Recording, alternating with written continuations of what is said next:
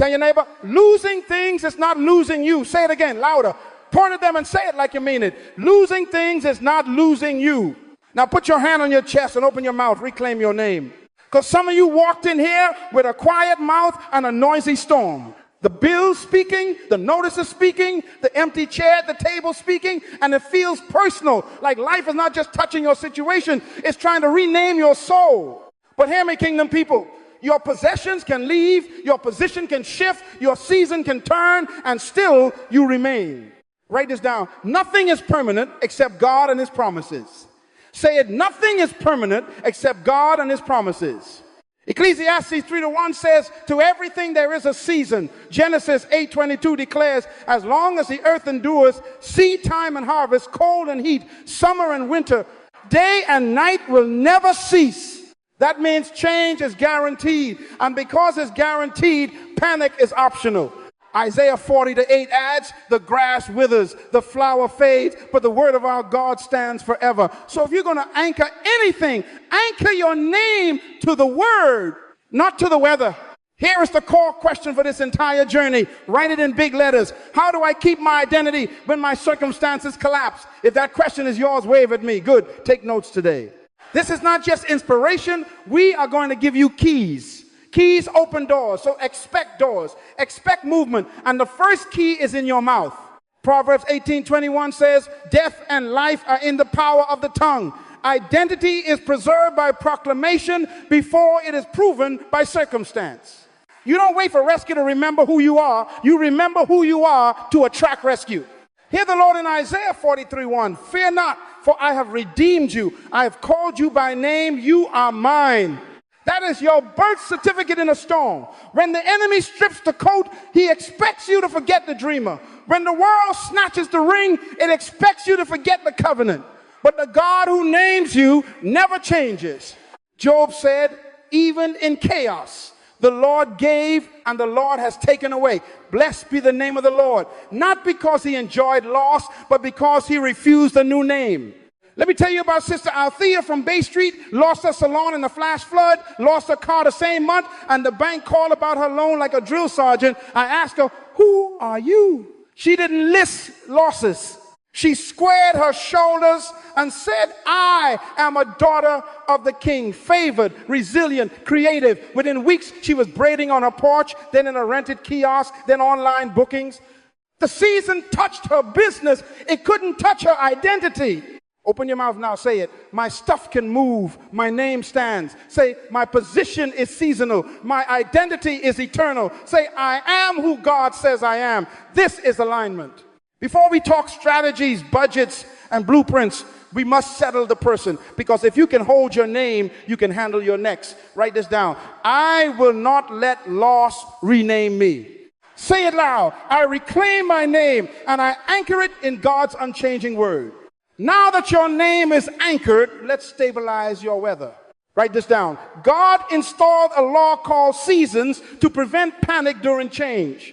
Ecclesiastes 3:1, read it with me. To everything there is a season and a time, to every purpose under heaven. Say it again, louder. To everything, your business, your emotions, your bank account, your headlines, there is a season. Genesis 8:22 backs it up. As long as the earth endures, seed time and harvest, cold and heat, summer and winter, day and night will never cease. That means change is guaranteed. Instability is not. Night is real, but it is not forever. Winter is cold, but it is not eternal. I'm from hurricane country. Storms are loud, but they move. They don't own the ocean. They pass through it. Write this down and tattoo it on your decisions. Never respond permanently to a temporary problem. Say it. Say it again.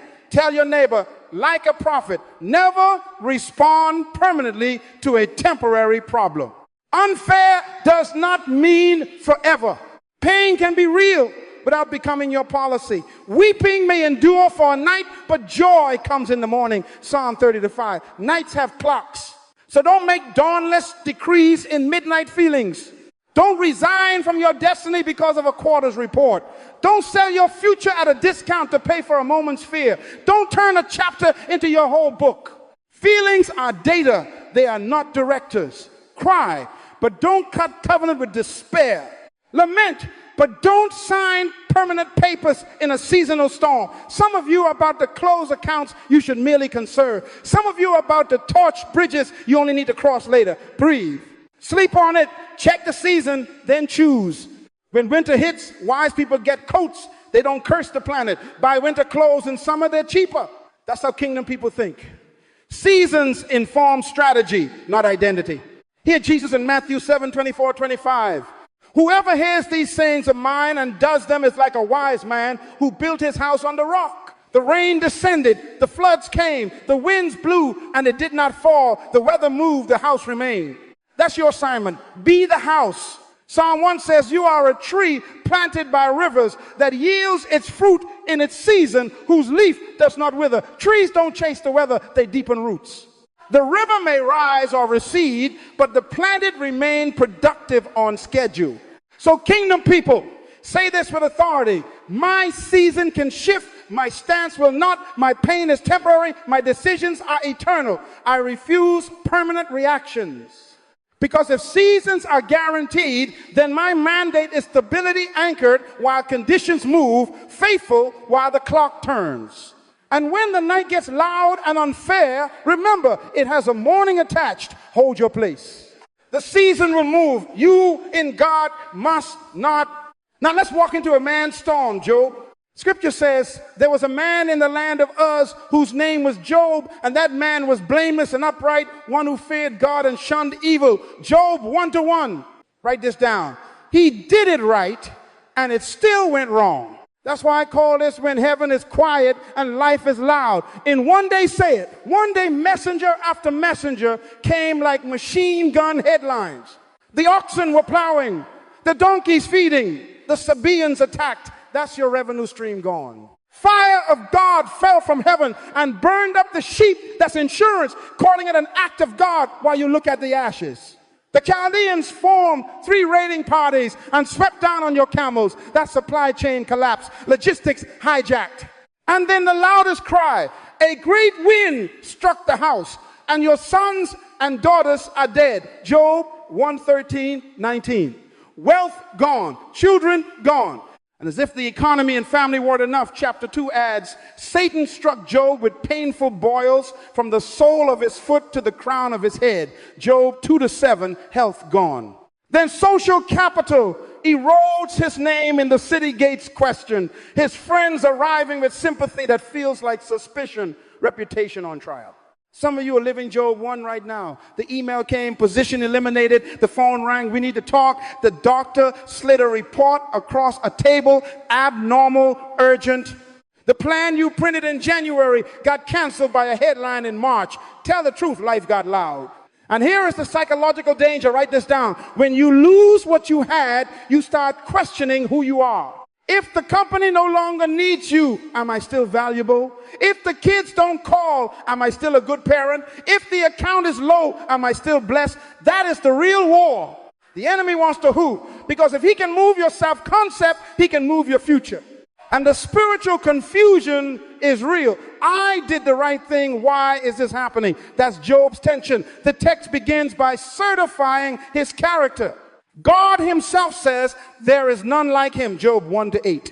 That's not self-promotion, that's divine verification. Yet for 37 chapters, heaven feels quiet while life screams. Write this down. Silence is not absence. Quiet is not consent. Delay is not denial. Psalm 13 begins, how long, O Lord? Jesus himself cried, my God, why have you forsaken me? Psalm 22-1. The question does not disqualify you, it humanizes you. But do not let the question rename you. Hear the key. This story is not mainly about suffering, it is about identity under pressure. Job tears his robe, shaves his head, grief is honest, but then he chooses a name. Naked I came from my mother's womb, and naked shall I return. The Lord gave, and the Lord has taken away. Blessed be the name of the Lord. Job 1:21. Unfair seasons test identity first, because if they can rename you, they can reroute you. Say it loud. I will not be moved in my name while everything else moves around me. Stay with me. The next move Job makes will show us how worship becomes an identity decision, not an emotion. Then Job arose, hit a text, tore his robe and shaved his head and fell on the ground and worshiped. And he said, naked I came from my mother's womb, and naked shall I return. The Lord gave, and the Lord has taken away. Blessed be the name of the Lord. In all this, Job did not sin or charge God with wrongdoing. Job 1, 20, 22.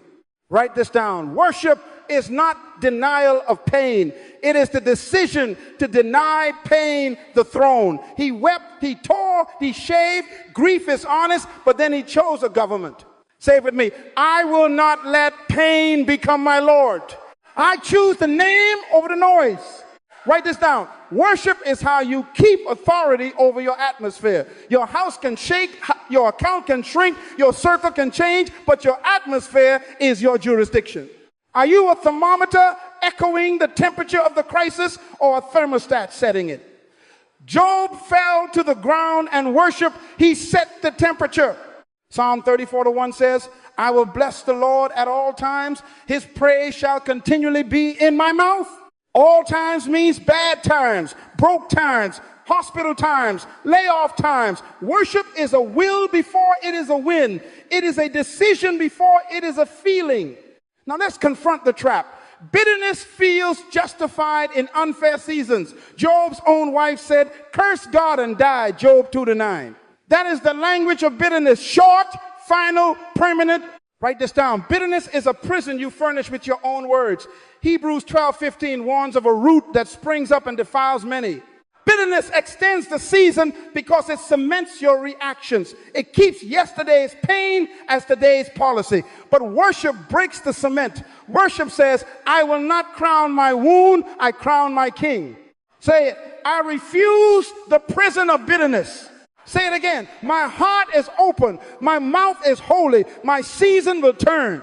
Understand, worship does not make the wind cease instantly. The graves were still fresh. The boils still burned. The bank was still empty. But worship kept Job from becoming the storm he was in.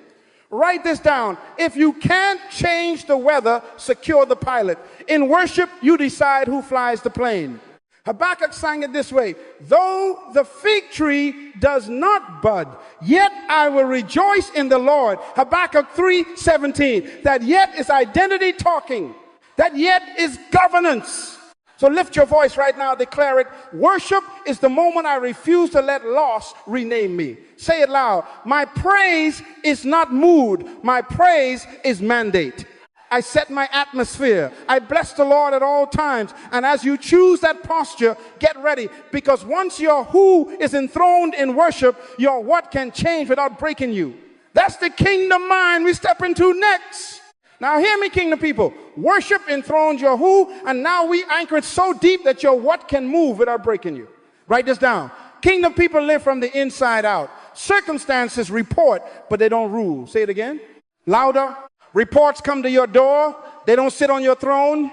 Jesus said, everyone who hears these words of mine and puts them into practice is like a wise man who built his house on the rock. Matthew 7:24. The winds can scream, the 5. The rains can beat, but the house stands. So now, from Job to you, let's talk about the difference between a job and your work. Write this down. Your job is what you were trained to do. Your work is what you were born to do. Say it again. Louder. Your job is temporary employment. Your work is a permanent assignment. You can be fired from your job, but never fired from your work. Tell your neighbor that like a prophet. And here is the revelation that saves you in an unfair season. There's no future in any job. The future is in the one who holds the job. Clap for that truth, you better. Because some of you let a company define you, and when the company closed, you thought your future closed. Nonsense. The future is inside you. Look at Job. He lost assets, staff, livestock. His enterprise collapsed. But he did not lose his work, integrity, intercession, leadership in righteousness. When did his season turn? The Lord restored Job's fortunes when he prayed for his friends. Job 42:10. That's work. That's calling. He didn't regain by resubmitting his resume to the Camel Union. He functioned in his assignment. Write this down. Crisis exposes whether you were living from a calling or from a dependency. If the removal of a position removed your peace, you may have confused job with work. Proverbs 18:16 says, a man's gift makes room for him and brings him before great men. Not a man's job, his gift. Romans 11:29 declares, the gifts and calling of God are irrevocable. The company can retract an offer. God will not retract your calling. Kingdom people, say this out loud. My gift is my economy. Say it again. My calling is my continuity. Let me make it plain. In the Bahamas, when a hotel closes for renovations, the fishermen don't stop fishing. Why? Because their work is not tied to a lobby's lights. Brother Marcus sat right there 3 months ago, laid off from a warehouse, forklift expert, hands like sandpaper and gold. He said, Pastor, they cut me. I asked, what problem can your hands solve? He started repairing neighbors' appliances with those same hands that once moved pallets. He registered a name, filmed 2 how-to videos, and now he's booked 2 months out. He lost a job, he found his work. Write this down. If crisis removed your position, it might be uncovering your gift. Your job paid you for a skill, your work will reward you for a solution. Every problem is a business. Say it with me. Every problem is a business. Look at their broken things and see a repair business. Look at their confusion and see a coaching business. Look at their feet and see a shoe business. Do not freeze. Activate Joseph's gift, not his robe, not his prison number. His gift interpreted dreams and seated him in a palace. Genesis 41. Daniel's excellence, not Babylon's payroll, kept him promoted through changing regimes. Daniel 6. So here's your kingdom instruction. Honor the season by distinguishing employment from assignment. Grieve the layoff, but don't grieve your destiny. Say it loud. You can be fired from your job, but never fired from your work. Say there's no future in any job. The future is in the one who holds the job, me, by God's grace. If the door of employment closed, turn the handle on your calling. Your gift is knocking. Open the door. Now that your gift is knocking, let's train your eyes. Say this with me. Opportunity, opportunity, opportunity. Louder. Opportunity, opportunity, opportunity. One more time till your fear gets offended. Opportunity, opportunity, opportunity. Write this down. Crisis does not only take, it reveals. It exposes needs. Needs reveal markets. Markets reward solutions. Every problem is a business. Say it again. Every problem is a business. If you keep calling it disaster, you will miss the demand. Whatever you call it, that's what it becomes to you. I'm from hurricane country. After a storm, what do you see? Fallen trees, leaky roofs, anxious children, dark houses. What does a kingdom mind see? Tree cutting services, roofing crews, counseling groups for kids, generator rentals, mobile charging stations. The same storm, different sight. In the Bahamas, the first trucks moving after the eye passes are not complainers, they are carpenters. Write this down. Sight predicts supply. If you train your eyes to locate need, your hands will locate income. Look at their feet and see a shoe business. Look at their screens and see a training business. Look at their empty pantries and see a delivery business. Look at their confusion and see a consulting business. In lockdown, Sister Keisha had a sewing machine in her closet and a fear in her chest. She prayed, then partnered with God's idea.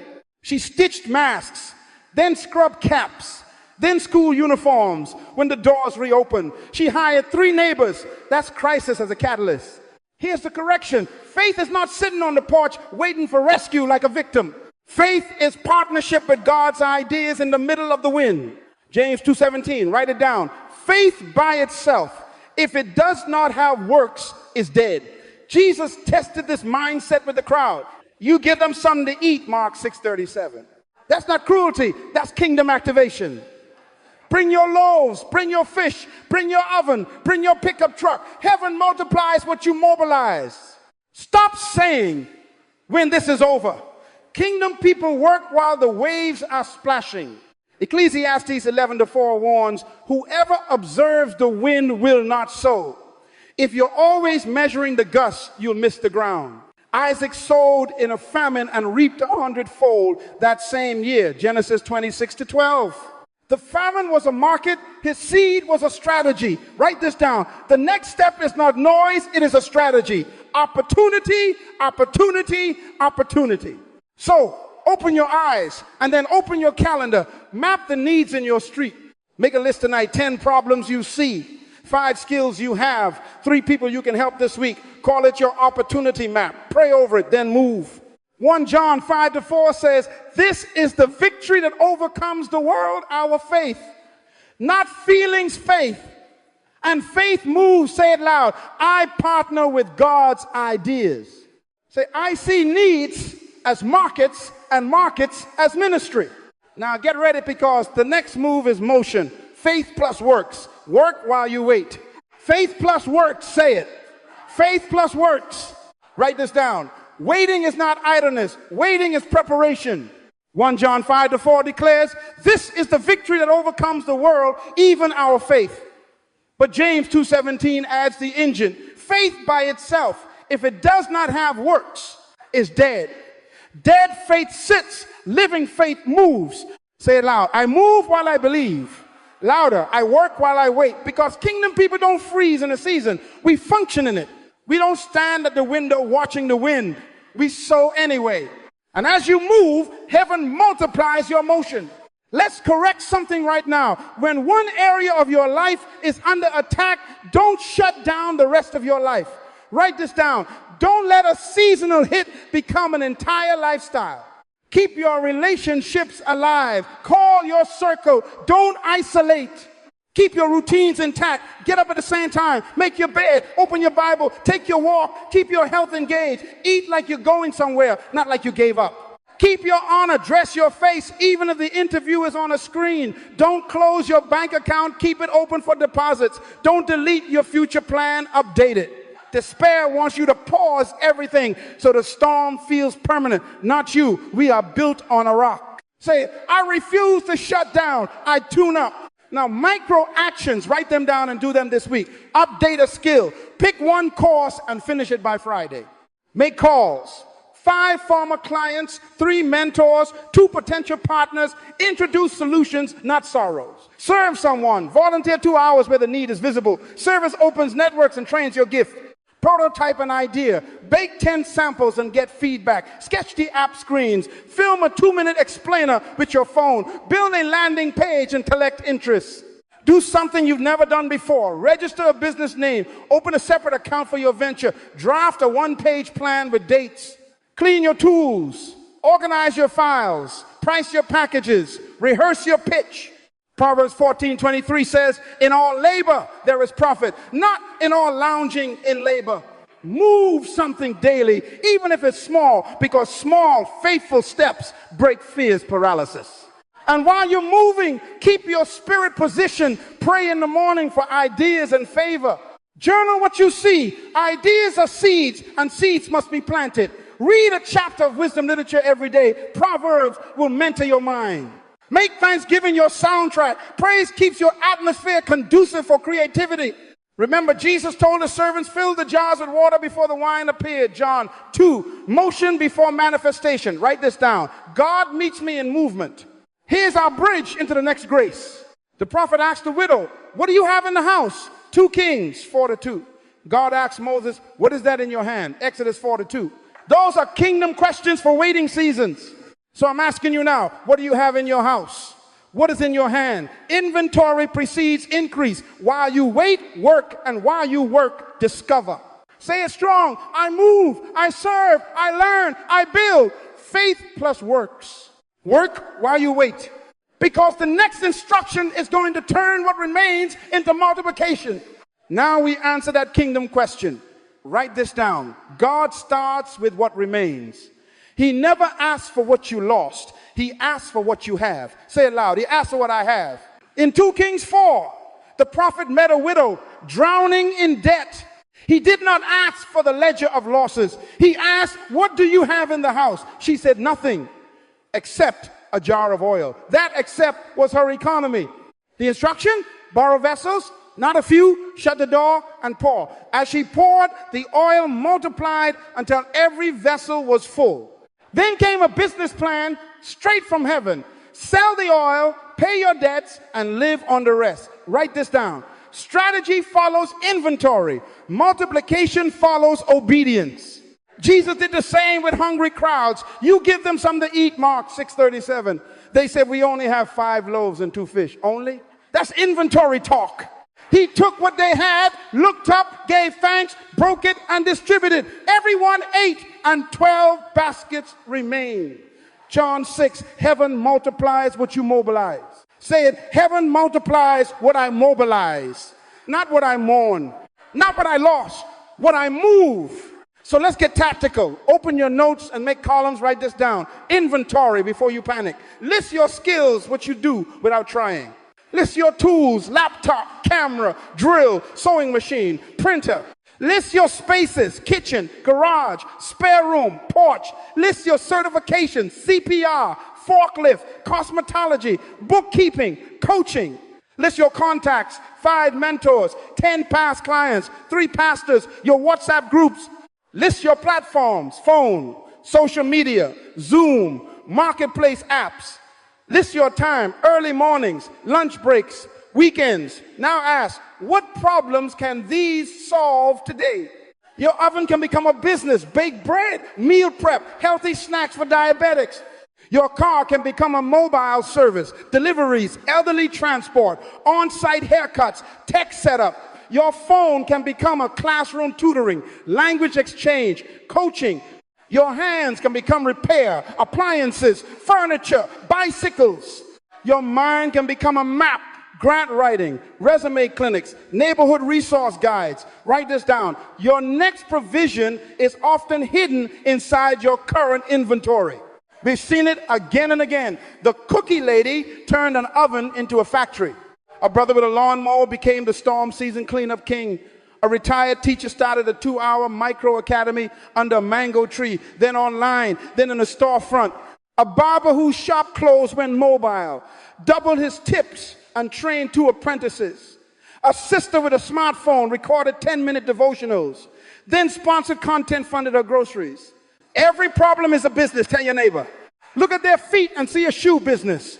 Look at their stress and see a planning business. Look at their clutter and see an organizing business. Opportunity, opportunity, opportunity.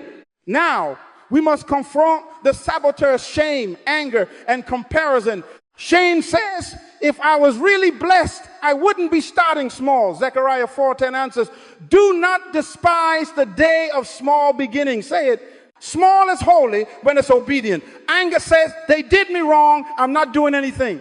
Ephesians 4:26 says, be angry and do not sin. Turn that heat into hustle, not bitterness. Comparison says, they're further ahead. Shut the door like the widow and pour quietly, sell publicly, live wisely. Write this down. Pour in private, price with courage, present with excellence. God chooses the foolish things to confound the wise one. Corinthians 1:27. So pick up your accept, that little jar, that little lunch, and move it.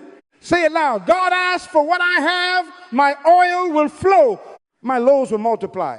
And as we secure this practice, we're going to deal with the heart next. How to face unfairness without letting it poison your decisions. Unfair is real. Say that. Unfair is real. But bitterness is not required. Write this down. Bitterness is counterfeit strength. It lets you feel powerful while it slowly steals your future. Hebrews 12:15 warns us, see to it that no root of bitterness springs up and causes trouble, and by it many become defiled. Roots are underground, they hide, yet they choke fruit you haven't even planted yet. Bitterness doesn't just poison your today, it mortgages your tomorrow. So we name the poison and refuse to drink it. Now hear your mantra again, say it loud. Never respond permanently to a temporary problem. Louder, never respond permanently to a temporary problem. Apply it. In relationships, don't burn bridges you need for your comeback. Don't block every mentor, quit your church, or scorch your marriage because you are angry in a week called winter. Ephesians 4:26, be angry and do not sin. Do not let the sun go down on your anger. Suns go down, that means even anger has a clock. In finances, don't liquidate your retirement in a panic. Don't pawn the very tools God will use to rebuild you. Don't close accounts you should conserve. In self-worth, don't rename yourself failure, unloved, or finished. Isaiah 62:4 says, you shall no longer be termed forsaken. God never renamed you. Don't rename yourself. Let me be a father to you right now.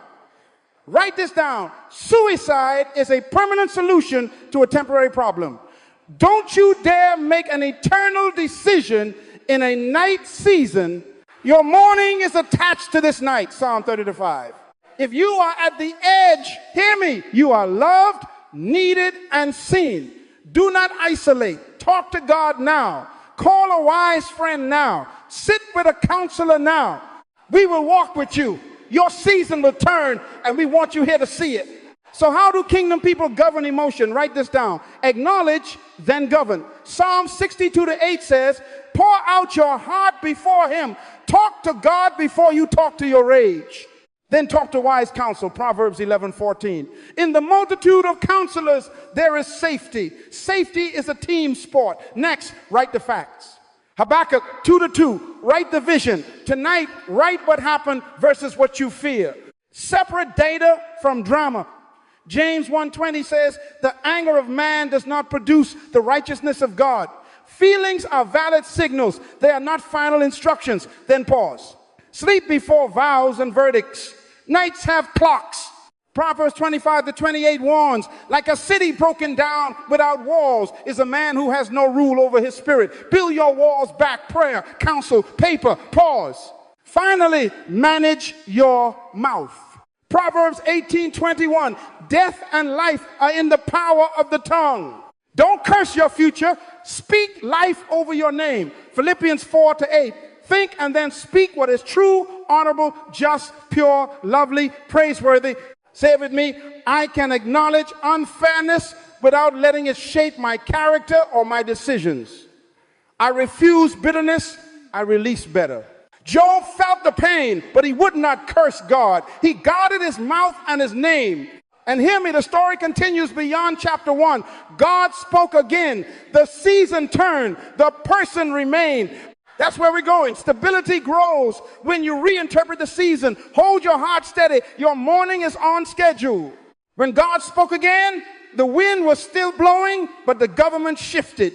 Then the Lord answered Job out of the whirlwind. Job 38:1. Write this down. God may not silence the storm first. He secures the soul first.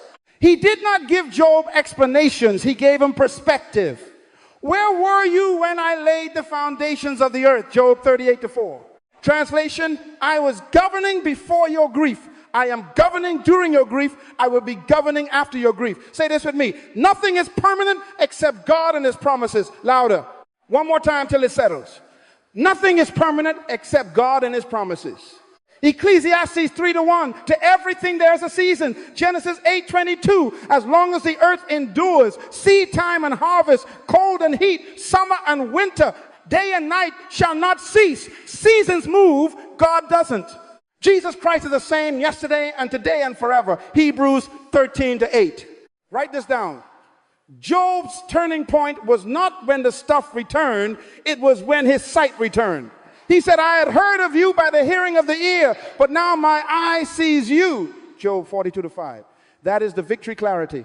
When God speaks, identity stabilizes, wisdom increases, and fear loses its microphone. The restoration that followed, the Lord restored the fortunes of Job when he prayed for his friends. Job 42:10 was not bribery for endurance. It was evidence of a turning season under a faithful king. 1 Peter 5:10 promises, after you have suffered a little while, the God of all grace will himself restore, confirm, strengthen, and establish you. Write it down.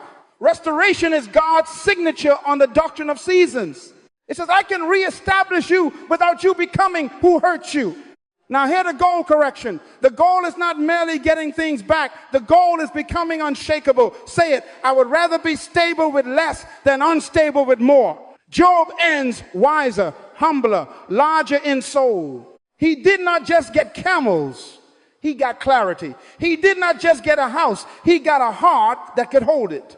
Kingdom people, your Father is not trying to rewind your old normal. He is building a wiser, freer you. Write this down. The person God preserves is bigger than the possessions God restores. So how do you stand in this moment when God speaks again? Anchor your identity. Keep the name you chose in worship. Align your perspective. Treat this as commencement, not consolation.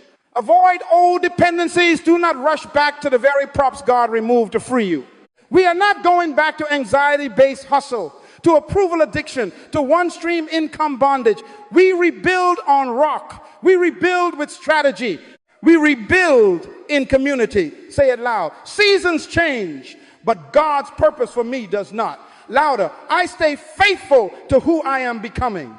Write this down as your bridge. When God speaks again, you move again, but you move as a different person. Not frantic, but focused. Not fearful, but faithful. Not isolated, but integrated. The season is turning. The person remains. Now prepare your mind, your plan, and your people, because our next step is to rebuild like kingdom persons, stability, strategy, and community. Now we rebuild like kingdom persons. Write this down. Do not rebuild on adrenaline. Rebuild on order. 1 Corinthians 14:40 says, let all things be done decently and in order. Order is stability's oxygen. So establish a rule of life. Fix prayer at fixed times, morning, midday, evening. Daniel survived lions with that rhythm. Daniel 6:10. Scripture daily, wisdom before work. Proverbs is your mentor. Sleep like you're going to war tomorrow, because you are. Steward your temple. Move your body. Drink water. Fast pride.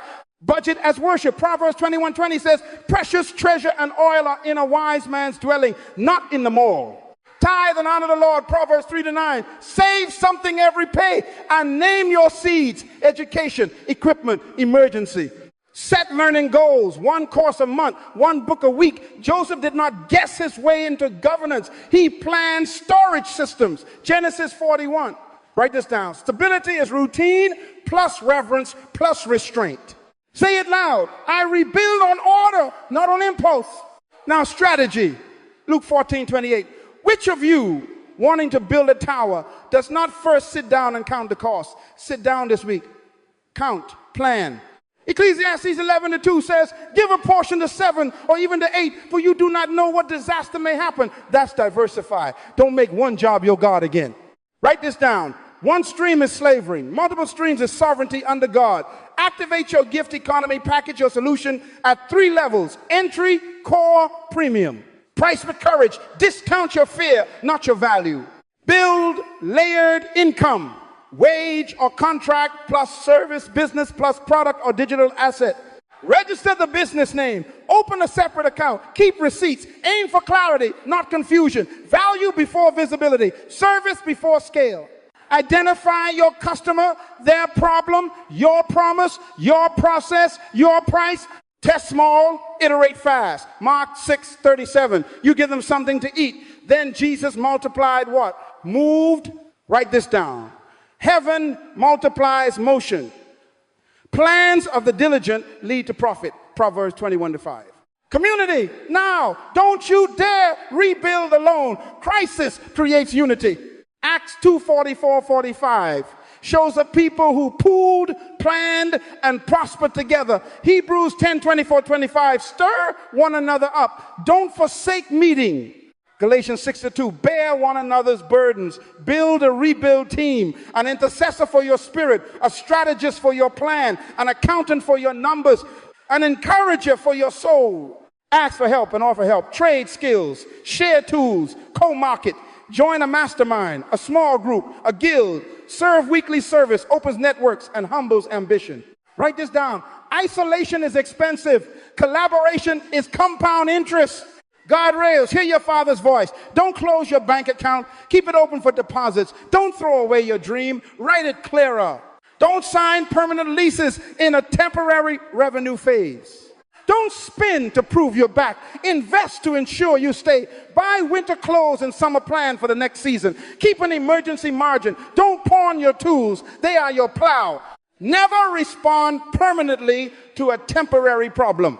Now, see it with your mouth. Say it loud. I rebuild on order, not on adrenaline. My routines are my runway. My worship is my weight. My gift is my engine. My plan is my map. I will not make a job my God. I serve a king and I add value.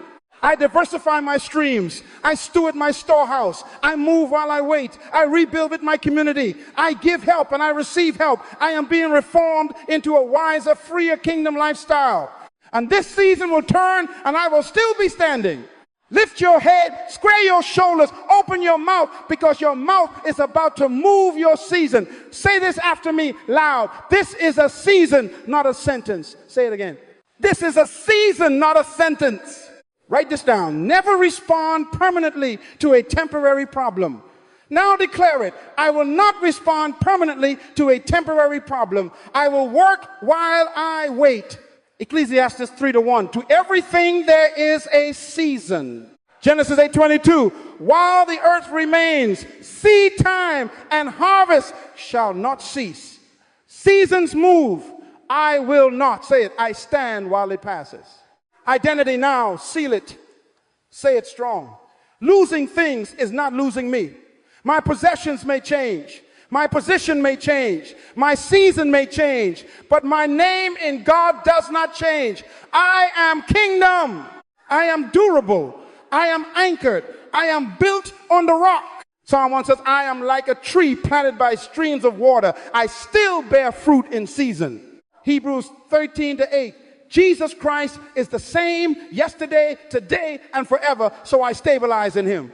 Say it loud till your fear backs up. I am not what I lost. I am who he said. I am not my job. I am my work. I am not my pain. I am his purpose. Now speak to the labels that tried to rename you. Say, I renounce, forsaken, I reject, finish, I refuse, failure. Isaiah 62:4, you shall no more be termed forsaken. My name is beloved, planted, provided for. 1 John 5:4. This is the victory that overcomes the world, our faith. My faith speaks, my faith stands, my faith starts again. James 2:17, faith works, so I move. Action sealed, 24 hours. Write this down. Movement by midnight. In the next 24 hours, I will take one bold step. Say it. I will call 2 people with solutions, not sorrows. I will apply to 3 opportunities aligned with my gift. I will create 1 prototype, bake, build, record, write. I will serve 1 household where need is visible. I will learn 1 skill module and finish it. I will sell 1 item or 1 hour of value. I will build 1-page proposal, landing page, price sheet. Mark 6:37. You give them something to eat. Heaven multiplies motion. Say it. I move and God meets me in movement. Hope forward now. The storm is loud, but my confession must be louder. Tell your neighbor louder. This is a season, not a sentence. Tell them again, never respond permanently to a temporary problem. Tell them, work while you wait. Opportunity, opportunity, opportunity. Now receive this blessing. Ezekiel 34:26. I will send down showers in season. There shall be showers of blessing. May the Lord open the heavens over your accurate action. May he prosper the work of your hands and steady the frame of your heart. May your routines be your runway, your worship, your weight, your wisdom, your wealth. Stay ready, stay disciplined, stay moving. Speak, stand, and start again, because your season will turn, and by the grace of the King, you will still be standing. Amen.